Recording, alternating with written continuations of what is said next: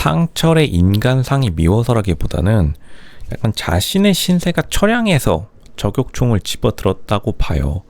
이게 지금 왜 정숙이 상철에게 이렇게 좀 매정하게 구느냐에 대한 의견이 많은데, 실제로는 돈 때문에 저격한 게 팩트입니다. 그러니까 상철이 감정적으로 미워서도 있겠지만 생각보다 상철이 괜찮은 남자예요. 그리고 주변 지인들의 딱히 상철 주변 지인들이 상철에게 뭐 심한 말을 안 하는 걸로 봐서 평상시도 그냥 고만고만하게 살았던 성실한 남자입니다. 근데 이제 정숙에게는 사실 상철이 백마탄 왕자로 느껴졌을 수밖에 없고, 이거는 근데 정숙의 우리가 개인적인 프로파일, 과거사를 좀 봐야 되는데, 일단 정숙이 돈이 궁핍한 게 팩트고, 정숙은 통역사 커리어를 탄 다음에 지금 있는 자리가 사실 운빨 때문에 좋아서 혹은 리스크를 감수했기 때문에 지금 이 자리에 있는 겁니다. 그러니까 지금 이 자리에 있는 것 자체가 정숙이 러시아 모스크바에서 미사일 안 날아다녔으면, 그러니까 러시아에서 전쟁 안 터졌으면은 정숙이 그 자리를 차지하지 못했을 가능성이 높습니다. 왜냐하면 당연히 그 자리에 훨씬 더 자기보다 스펙이 높고 경쟁력이 있는 사람이 그 자리를 차지했겠죠. 지금 어쨌든 러시아에서 다 도망치면서 그 빈집털이로 그 자리, 현재 정숙이 차지하고 있는 러시아 법인의 부장 대우를 받고 있는 건데, 만약 다시 평화가 찾아온다면 그 자리를 다른 사람에게 밀릴 가능성이 높습니다. 그렇기 때문에 대한민국까지 다시 들어와서 나는 솔로에 참가한 거예요. 그거는 뭐 변명의 여지가 없습니다.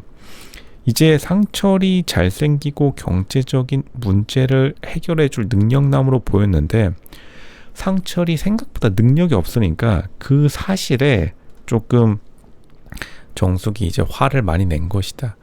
그러니까 정숙이 그 자체만으로, 그러니까 상철 그 인간 자체만으로는 굉장히 좀 괜찮은 남자이기 때문에, 하지만 결국에는 정숙의 가장 큰 문제인 경제적인 문제를 상철이 해결해 주지 못한다는 사실을 안 그 순간부터 이제 정숙의 마음은 완전히 돌아선 거죠.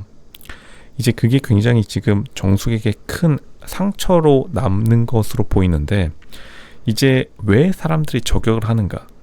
남이 자랑할 때 대부분 저격을 합니다. 자기가 못나서 저격을 한다기보다는, 그러니까 자기 기분이 나빠서라기보다는 남이 잘나서 저격을 하는데, 이 경우에는 특이하게 상철이 자기가 잘나지 못했기 때문에, 상철이 정숙에게 느꼈던 것만큼 실제 잘난 남자가 아니었기 때문에 정숙이 오히려 그러한 사실의 절박함을 느껴서, 조금 자괴감을 느껴서 이번에 저격 사건이 일어나게 되었다. 이제 정숙도 사실 냉정하게 말하면 상철을 좀 내려다본 감이 있어요. 그러니까 상철이 왜 떡볶이 데이트 때 삔또가 상했냐, 맨 처음에 제가 벌써 몇 주 전에 3화 처음에 나올 때 말씀드렸죠. 왜냐하면 상철이 정숙이 자기를 좀 아랫사람으로 취급한다라는 것을 본능적으로 느꼈기 때문에 아는 겁니다. 이게 남자들에게는 DNA 본능 유전자적으로 상대방이 나를 약간 아랫사람으로 대한다라는 그 의식이 강하게 들기 마련인데, 그러니까 상철이 그거는 정확하게 본 거예요. 정숙이 상철을 약간 내가 널 만나준다 라는 개념으로 대했기 때문에, 애초에 상철도 떡볶이 데이트 때 기분이 나쁘기 때문에 괜히 거기 앞에서, 정숙 앞에서 야지를 준 겁니다. 왜 이렇게 안 먹냐면서. 그러니까 그때 이미 사실 상철은 기분이 나빠가지고 정숙에게 쏘아 붙인 게 있어요. 그러니까 생각해보면 거기서부터 상철과 정숙은 이미 어긋나기 시작했던 겁니다.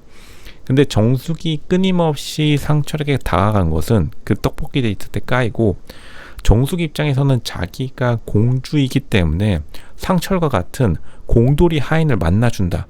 그러니까 상철은 상철 나름대로 그걸 쌓아두고 있다가 나중에 표현한 거고, 정숙은 정숙 나름대로 나 같은 공주가 상철을 만나주는데 왜 상철이 나에게 돈을 더 쓰지 않는지, 혹은 나에게 더 관심을 가져주지 않는지, 그것에 대해서 정숙은 굉장히 기분 나빴던 거죠.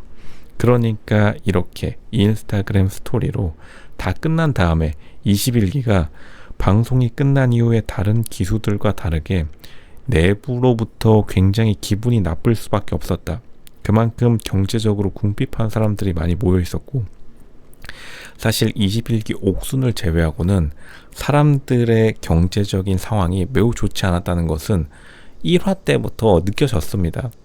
옥순이 그나마 이 중에는 가장 나았기 때문에 옥순이 약간 갑질을 한 것도 있는데, 그렇게 다르게 말하면은 옥순 빼고는 다른 사람들은 굉장히 경제적인 제약 조건 하에서 다른 사람들을 너무 간보다 보니까, 당연히 간제비라고 MC 데프콘이 참다 못해서 말했을 만큼 굉장히 간을 많이 본 기수였다. 그리고 그 간을 많이 보는 게 어쩔 수가 없죠. 고등어는 하나고 이제 남는 거는 싸구려 소금밖에 없는데, 소금이라도 이빠이 쳐가지고 그거를 180일 동안 고등어 하나 놓고 지금 7명 8명이 달려들어가지고 그거 뜯어먹고 있다 보니까 나만 아는 게 없었다. 옥순 정도만 이제 여유롭게 벤츠 타고 와가지고 자기 이미지 메이킹 낭낭하게 하고 간 다음에 다른 사람들은 진짜 급한 겁니다. 옥순은 나이도 젊은 데다가 필라테스까지 열었으니까 오히려 좀 크루즈 여행 오듯이 즐긴 면이 있는데, 다른 여자 출연자들 그리고 다른 남자 출연자들은 굉장히 급해 보였죠. 왜냐하면 옥수는 어쨌든 자기 사업 필라테스도 어느 정도 자리를 잡은 상태였는데, 그나마 영호마저도, 한의사 영호마저도 옥순과는 다르게 신규 개업이라서 이제 자리 잡고 있는 중이라 굉장히 좀 절박함이 보였어요, 사실. 그러니까 상철 정숙만의 문제는 아니었는데, 결국에는 정숙이 상철이 자기 뜻대로 안 따라주니까 조금 저격을 한 면이 있다. 그러니까 상철도 어느 정도는 억울한 면이 확실히 있다는 것은 팩트이긴 합니다. 이거는 뭐 인정할 수밖에 없어요. 왜냐하면 영호랑 영수도 어쨌든 정숙에게 딱히 뭐 돈을 쓰려는 움직임이 없었기 때문에. 그러니까 이게 21기의 가장 큰 비극은 남자 출연자들이 전반적으로 전부 다 좀 경제적으로 어려운 시기에, 그 남자들이 경제적으로 어려운 시기가 닥치기 마련이에요. 아무리 잘 나가는 남자라 하더라도. 딱 어떻게 하필이면 그게 겹치는 바람에 조금 자기가 쏘는 사람이 많이 없었다. 영철도 마찬가지고, 뭐 집안에 사정이 있거나 아니면 자기 스스로 재정적 어려움이 있으면 구두주걱을 찾을 수밖에 없습니다. 아무리 한때 잘 나갔다 하더라도. 그러니까 거기다 대고 뭐라 말하기 또 애매하고, 정숙은 여자 출연자인 정숙 입장에서는 자기는 이제 러시아에서 나이 먹을 대로 먹고 한국에 와가지고 편하게 좀 살고 싶은데, 당연히 편하게 살고 싶은 게 죄는 아니죠.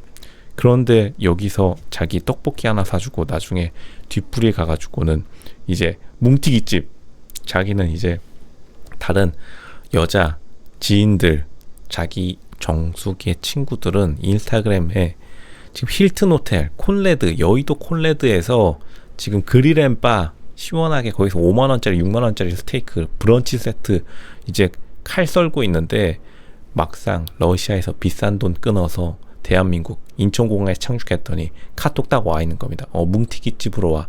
그 자리에서 그냥 정숙 한을 품게 된 것이다. 상철 조금 살짝 경솔하긴 했습니다. 억울한 면은 있는데, 정숙 그때부터 저격총 닦기 시작한 거예요. 그 다음에 그냥 갈겨버린 겁니다. 서로 아쉬운 감정이 생길 수밖에 없었다.